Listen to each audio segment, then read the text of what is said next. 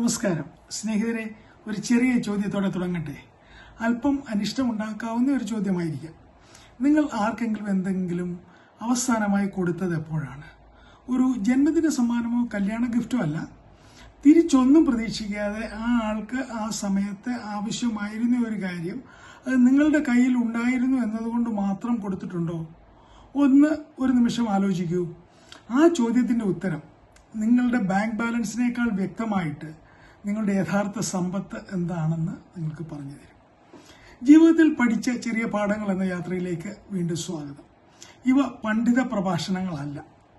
എൻ്റെ സ്വന്തം ജീവിത വഴിയിൽ ഇടറി തടഞ്ഞ് പഠിച്ച ചെറിയ സത്യങ്ങൾ നിങ്ങളുമായി പങ്കുവെക്കുക മാത്രമാണ്. ഇന്ന് ഒരേ ഒരു ചോദ്യം: ഞാൻ നേടിവെക്കുന്നതാണോ എൻ്റെ സമ്പത്ത്, അതോ ഞാൻ കൊടുക്കുന്നതാണോ? നമ്മളിൽ ഭൂരിഭാഗം പേരും ജീവിതത്തിന്റെ ഏറിയ പങ്കും കൂടുതൽ കാര്യങ്ങൾ സ്വന്തമാക്കാൻ വേണ്ടിയാണ് ഓടുന്നത്. അത് മനുഷ്യ സഹജമായ ഒരു പ്രകൃതമാണ്. നമുക്ക് എത്രയുണ്ട് എന്നതിലല്ല, മറിച്ച് നമ്മുടെ ചുറ്റുമുള്ളവരുമായി താരതമ്യം ചെയ്യുമ്പോഴാണ് നമ്മുടെ ആഗ്രഹം കൂടുന്നത്. ചുറ്റുമുള്ളവരെക്കാൾ കൂടുതൽ നേടി എന്നതാണ് നമ്മൾ അളക്കുന്നത്.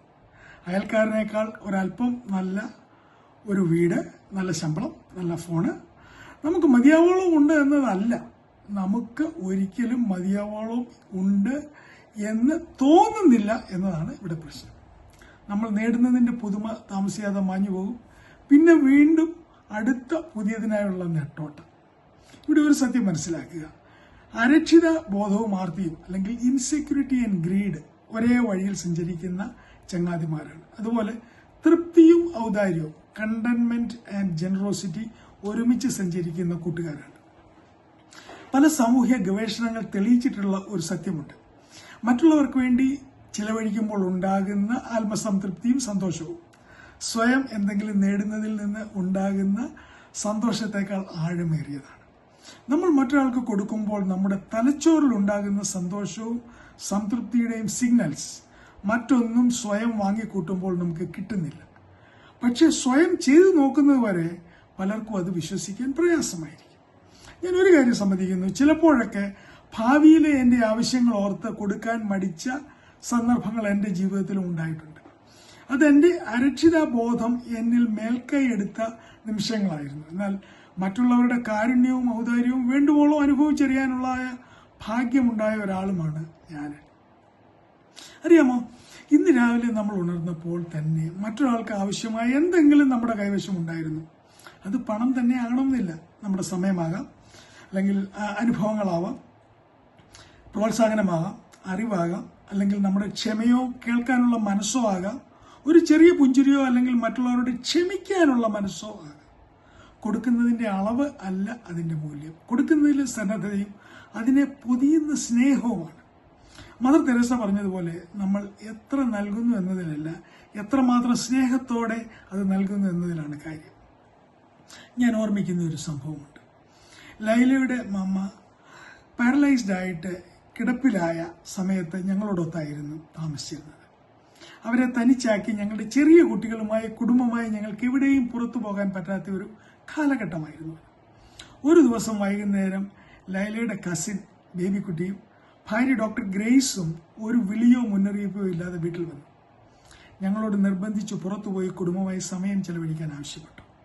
ഇന്ന് രാത്രി ഞങ്ങൾ കൊച്ചമ്മയോട് അല്പം ഇരുന്നു കൊള്ളാം. നിങ്ങൾ രണ്ടുപേരും കുട്ടികളുമായി കുറച്ച് സമയം പുറത്തുപോയി മനസ്സിന് അല്പം ആശ്വാസം കണ്ടെത്തി വരൂ. കുറെ നാൾക്ക് ശേഷമാണ് ആ വൈകുന്നേരം ഞങ്ങൾ പുറത്തുപോയി സന്തോഷിച്ചത്. ഇന്നും ആ സംഭവം ഓർക്കുമ്പോൾ എൻ്റെ കണ്ണുകൾ നിറയും. രോഗികളെ പരിചരിക്കുന്നവർക്കും ചിലപ്പോഴൊക്കെ ആ ഒരു ചെറിയ ഇടവേള ആവശ്യമാണെന്ന വലിയ ഒരു പാഠവും കൂടിയാണ് ആ അനുഭവം എന്നെ പഠിപ്പിച്ചത്.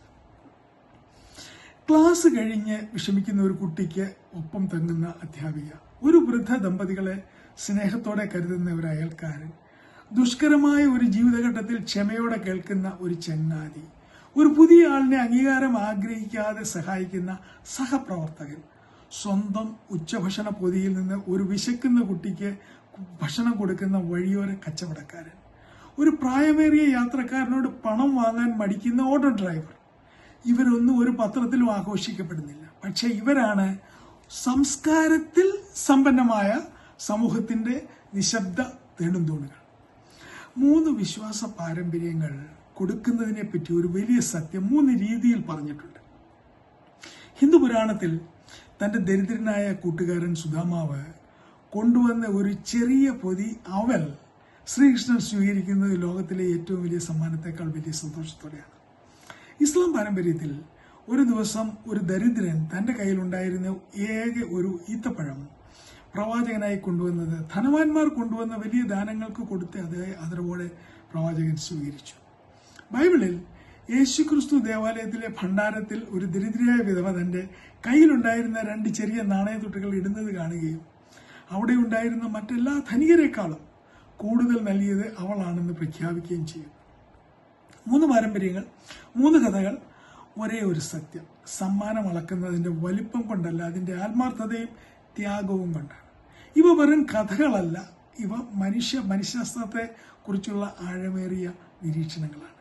ഇന്ന് ഞാൻ ഒരു ചോദ്യം ചോദിക്കട്ടെ, ശാന്തമായി ചിന്തിക്കുക. നിങ്ങൾ ആരോടും ഉറക്കെ ഉത്തരം പറയേണ്ടതില്ല. ഞാൻ ഇന്ന് ജീവിച്ചതുകൊണ്ട് ആരെങ്കിലും ഒരല്പം കൂടുതൽ സമ്പന്നനായോ? പ്രതീക്ഷയിൽ, ദയയിൽ, പ്രോത്സാഹനത്തിൽ, സ്നേഹത്തിൽ നിങ്ങൾക്കത് കൊടുക്കാൻ ആവുമോ എന്നുള്ളതല്ല ചോദ്യം. നിങ്ങൾക്കത് കൊടുക്കാതെ മുന്നോട്ട് പോകുവാൻ മനസ്സ് വരുമോ എന്നതാണ്.